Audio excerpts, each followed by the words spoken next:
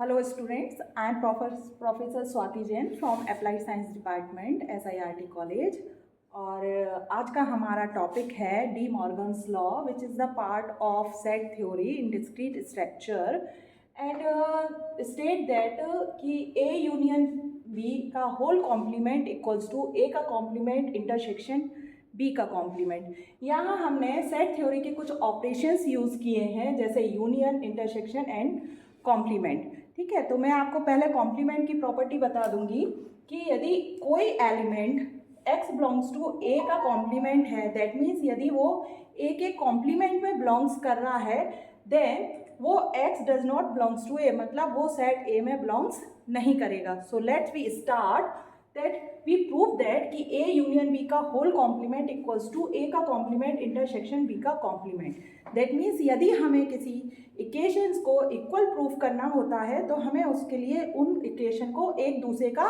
Subset बताना होगा। That means left side is a subset of right side and right side is a subset of left side. So first हम left side का part proof करेंगे।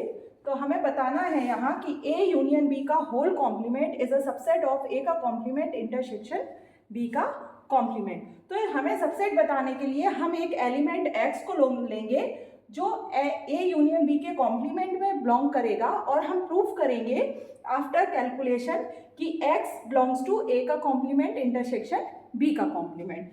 सो हम start करते हैं कि x belongs to A union B का whole complement. That means अभी मैंने आपको डेफिनेशन बताई थी कि यदि कोई एलिमेंट ए के कॉम्प्लीमेंट में बिलोंग करेगा तो वो ए में बिलोंग्स नहीं करेगा। सो यहाँ पर हम प्रॉपर्टी का यूज करेंगे कि x does not belongs to A union B. ठीक है, चूंकि x जो है ए यूनियन बी में बिलोंग नहीं कर रहा है तो obviously by the definition x does not belongs to A and x does not belongs to B. Again हम कॉम्प्लीमेंट की डेफिनेशन का यहाँ यूज करेंगे कि x यदि a में बिलोंग नहीं कर रहा है तो x जो है किस में बिलोंग करेगा, a के कॉम्प्लीमेंट में। So x belongs to a का complement and x belongs to b का कॉम्प्लीमेंट। चूंकि इंटरसेक्शन की प्रॉपर्टी होती है कि कोई एलिमेंट दोनों सेट में है तो हम उसे एज ए इंटरसेक्शन लिख सकते हैं। तो यहाँ पर हम लिखेंगे कि x बिलोंग्स टू a का कॉम्प्लीमेंट इंटरसेक्शन b का complement.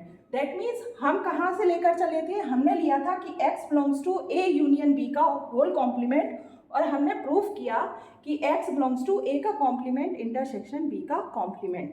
That means left side का पार्ट जो है वो राइट साइड का क्या कहलाएगा, सबसेट कहलाएगा और इसे हम इक्वेशन 1 दे देंगे। नेक्स्ट हम राइट साइड का पार्ट प्रूफ करेंगे कि a का कॉम्प्लीमेंट इंटरसेक्शन b का complement is a subset of A union b का होल कॉम्प्लीमेंट। सो अगेन हमारी प्रोसेस सेम रहेगी कि हमने x को किस में लिया, x बिलोंग्स टू a का कॉम्प्लीमेंट इंटरसेक्शन b का कॉम्प्लीमेंट। सो अगेन यहाँ पर हम प्रॉपर्टी यूज करेंगे इंटरसेक्शन की, तो x a के कॉम्प्लीमेंट में भी होगा और एंड x b के कॉम्प्लीमेंट में भी होगा। अगेन हमने यहाँ पर डेफिनेशन यूज करेंगे कॉम्प्लीमेंट की कि x a के कॉम्प्लीमेंट में नहीं है, सॉरी x a के कॉम्प्लीमेंट में है तो x does not belongs to a, मतलब x a में नहीं होगा and x does not belongs to b। चूंकि यहाँ पर x does not belongs to a है और x does not belongs to b है तो x does not belongs to a union b। Again यहाँ पर कॉम्प्लीमेंट की प्रॉपर्टी यूज करेंगे कि x does not belongs to a union b, तो ऑब्वियसली इसके x a के कॉम्प्लीमेंट में होगा। That means x belongs to a union b का होल कॉम्प्लीमेंट। तो आप अगेन देखिए कि यहाँ पर हमने x को लेफ्ट साइड के पार्ट में लेकर चले थे और हमने यहाँ पर x को राइट साइड के पार्ट में प्रूफ किया है।